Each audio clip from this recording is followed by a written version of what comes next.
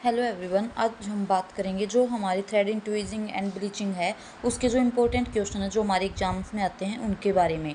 तो सबसे पहले हमारा जो पहला क्वेश्चन है वो है थ्रेडिंग के लिए मतभेद में शामिल होता है। मतलब जब भी हम थ्रेडिंग करते हैं तो उसके बाद हमें क्या नहीं करना चाहिए। तो स्क्रबिंग त्वचा, क्योंकि बाल हटने के बाद हमारी त्वचा जो वो सॉफ्ट हो जाती है, तो उसके बाद अगर हम स्क्रब करेंगे तो छीलने का डर रहता है, इसलिए हमें थ्रेडिंग करने के बाद स्क्रबिंग नहीं करनी चाहिए। सेकंड क्वेश्चन हमारा, ब्लीचिंग से पहले सही एलर्जी जांच के स्थान पर निशान लगाएं। मतलब जब भी हमें एलर्जी टेस्ट करना होता है तो कौन से पार्ट पे हमें बॉडी के इसके टेस्ट करना चाहिए। तो जो कोहनी के अंदर की ओर का भाग है उस पर करना चाहिए, या फिर कान के जो पीछे होता है पार्ट, वहाँ पे हमें अपनी जो ब्लीचिंग है वो लगा के देखनी चाहिए कि क्लाइंट को एलर्जी तो नहीं है। हमारा थर्ड क्वेश्चन है, थ्रेडिंग का उद्भव कहाँ से हुआ था। मतलब जो थ्रेडिंग है उसकी सबसे पहले थ्रेडिंग कहाँ की थी, कहाँ पे इसकी खोज हुई थी। तो इसका आंसर हमारा चीन में।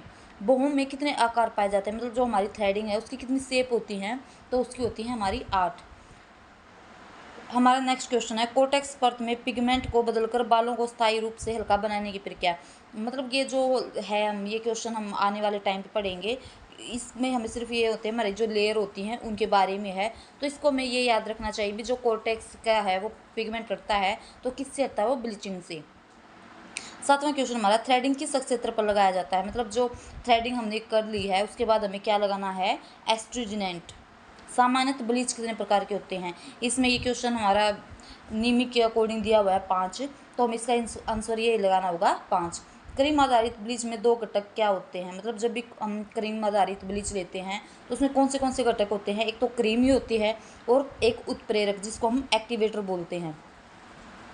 हमारा नेक्स्ट क्वेश्चन है, पाउडर ब्लीच पूरे चेहरे पर नहीं लगाना चाहिए। मतलब जो ब्लीच पाउडर है हमारा वो हमें पूरे चेहरे पर नहीं लगाना चाहिए, जैसे आंखों के पास, लिप्स के पास, तो वहाँ पे अवॉइड करना चाहिए।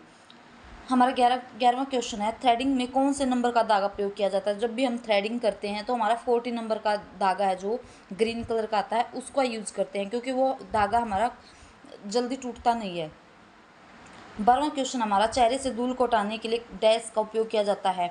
तो हमारा जो क्लींजिंग मिल्क है, हमने लास्ट वीडियो में पढ़ा था अभी, क्लींजिंग मिल्क हमारा क्या होता है, कौन सी स्किन पे हम यूज़ करते हैं अकॉर्डिंग टू स्किन टाइप। तो ये सब ये चीज़ें हैं हमारी जो धूल को हटाने में काम आती हैं। 13वां क्वेश्चन हमारा, ट्विजिंग में वैकल्पिक रूप से गर्म पानी से तौलिए को गीला करके भी त्वचा पर क्यों इस्तेमाल किया जाता है। तो इसका आंसर हमारा बालों को आसानी से हटाने में। मतलब हमें जो हमारी स्किन है वो सॉफ्ट हो जाती है और जो हमारे हेयर हैं वो थोड़े लूज हो जाते हैं, सॉफ्ट हो जाते हैं, इसकी वजह से वो जल्दी निकल जाते हैं, इसलिए पहले हमें तौलिया उसके ऊपर रखते हैं। 14वां क्वेश्चन हमारा, ट्विजिंग में एक बार में कितने बाल हटाए जा सकते हैं। ट्विजिंग तो पलक कर जो हमारा होता है, हम एक बार में एक ही बाल हटाते हैं उससे, तो उससे हमारा आंसर क्या जाएगा, एक ही। 15वां क्वेश्चन हमारा, ब्लीचिंग के मामले में क्लींजिंग मिल्क का उपयोग करने से बचना चाहिए, क्यों। क्योंकि वो हमने पढ़ा था अभी, जो हमारा अगर किसी की ड्राई स्किन है और उसने क्लींजिंग मिल्क का यूज़ कर लिया तो उसकी स्किन और ज़्यादा ड्राई हो जाएगी, और उसके बाद हम हमारी ब्लीच यूज़ करेंगे तो जो इरिटेशन है वो हो सकता है। तो उससे बचने के लिए हमें क्या करना चाहिए, जिसकी ड्राई स्किन है उसको सिर्फ सिंपल पानी से ही चेहरा धो के ब्लीच यूज़ करनी चाहिए। हमारा 16वां क्वेश्चन है, ट्विजिंग कौन सी दिशा में की जाती है। मतलब जो बाल होता है उसके विकास की दिशा में, जिस साइड बाल की ग्रोथ होती है उसी साइड में हम हमारा जो बाल है वो निकालते हैं ट्विजिंग में। हमारा नेक्स्ट क्वेश्चन है, ब्लीचिंग क्रीम मिश्रण तैयार करने के लिए कितना पाउडर एक्टिवेटर उपयोग किया जाता है। मतलब 2 या 3 चुटकी हमारा जो 10 ग्राम अगर क्रीम है, ब्लीचिंग क्रीम है, तो उसके अंदर ही हमें ये मिलाना चाहिए। 18वां क्वेश्चन हमारा, गोरे वर्ण वाले व्यक्तियों की ब्लीच क्रीम हटाने से पहले कम से कम 15 मिनट, और जबकि किसी का कलर थोड़ा गहरे रंग का है तो उसको अपने चेहरे पे 10 मिनट तक जो ब्लीचिंग क्रीम है वो लगाए रखना चाहिए, उसके बाद वॉश कर देना चाहिए। 19वां क्वेश्चन हमारा, थ्रेडिंग की तुलना में किस में अतिरिक्त समय लगता है। मतलब जब भी हम थ्रेडिंग करते हैं उसमें हमारे बाल जल्दी निकल जाते हैं, लेकिन अगर हम ट्विजिंग से अपने बाल निकालेंगे उसमें बहुत ज़्यादा टाइम लगेगा, इसलिए हमें थ्रेडिंग का यूज़ करना चाहिए। 20वां क्वेश्चन हमारा, ब्लीचिंग का मुख्य उद्देश्य क्या है। जब भी हम ब्लीच करते हैं वो क्यों करते हैं, त्वचा की टोन को हल्का करना और काले धब्बों को कम करना। मतलब जो हमारी स्किन का टोन है, जैसे हेयर वगैरह हैं या फिर हमारे चेहरे पे दाग धब्बे थोड़े ज़्यादा डार्क कलर के हैं, तो उनको लाइट करती है हमारी ब्लीच। 21वां क्वेश्चन हमारा, गर्भवती महिलाओं पर ब्लीचिंग क्यों नहीं करना चाहिए। हमने लास्ट वीडियो में ब्लीचिंग का जो टॉपिक था उसमें सब ये क्वेश्चन ये रिवाइज किए थे कि इसमें से एक ही हमारा ये आया था कि जो प्रेग्नेंट लेडीज़ हैं उनको ब्लीचिंग नहीं करना चाहिए। तो इसका ये आंसर हमारा, क्रीम में मौजूद पारा 20 गुना अधिक आसानी से अवशोषित हो जाता है। मतलब जो उसकी बॉडी है प्रेग्नेंट लेडी की, वो और ज़्यादा अब्जॉर्व करती है जो हमारा मरकरी पारा होता है उसको, इसलिए प्रेग्नेंट को बिल्कुल भी ये यूज़ नहीं करना चाहिए। हमारा 22वां क्वेश्चन है, थ्रेडिंग या ट्वीजिंग की संभावित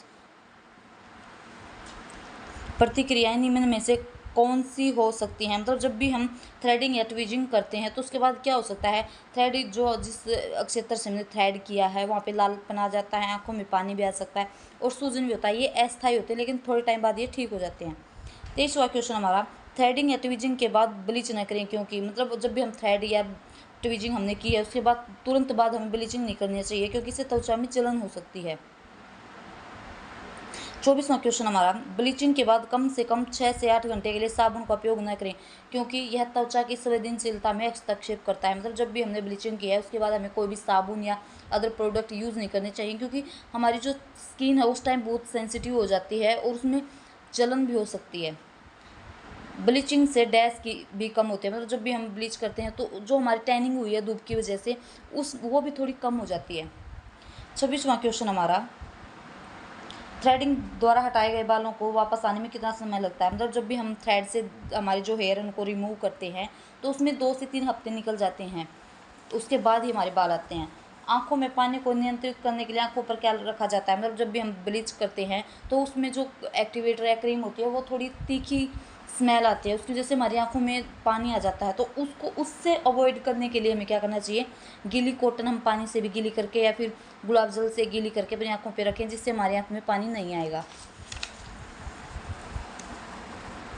बोहों के बीच के क्षेत्र को थ्रेड करते समय धागे का क्षैतिज रूप से उपयोग नहीं करना चाहिए। मतलब उसको क्षैतिज रूप से नहीं पकड़ना चाहिए, मतलब टेढ़ा नहीं करना चाहिए। इससे क्या होता है, जो हमारे बोए हैं उनके बीच में बाल फंस सकते हैं और उससे आईब्रो का आकार है जो खराब हो सकता है।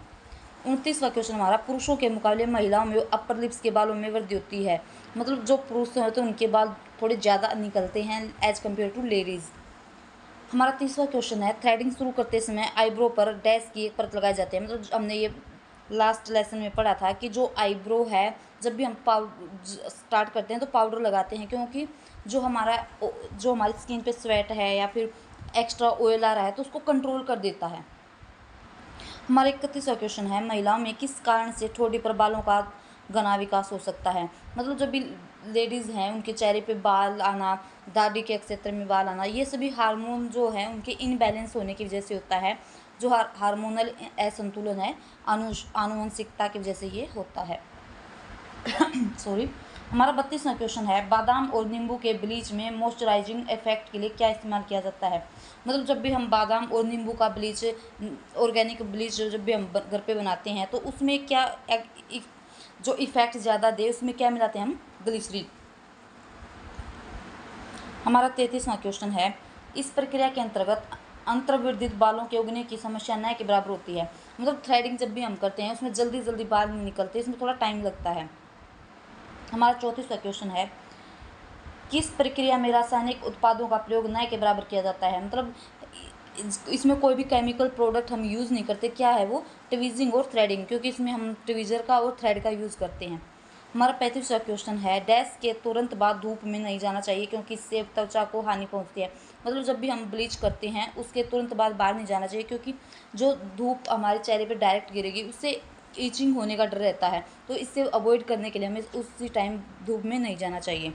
हमारा 36वां क्वेश्चन है, चेहरे के बालों को हटाने के मामले में धागा बहुत कस कर नहीं रखा जाता क्योंकि यह त्वचा पर लाल निशान छोड़ देता है। मतलब हमें बिल्कुल टाइटली हमारा जो थ्रेड है वो नहीं पकड़ना चाहिए क्योंकि हमारी स्किन पे कट लगने का भी डर रहता है और निशान रह जाते हैं।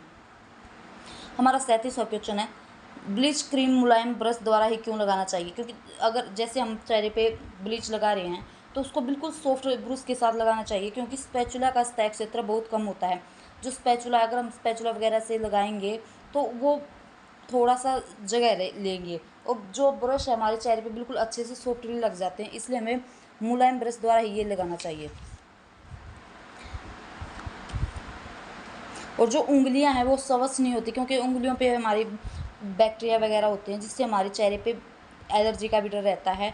ब्रश से क्रीम को लगाने में सहायता मिलती है, और जो ब्रश है उससे हम जब भी लगाते हैं तो हमारे चेहरे पे बिल्कुल सॉफ्टली जो है क्रीम अप्लाई हो जाती है।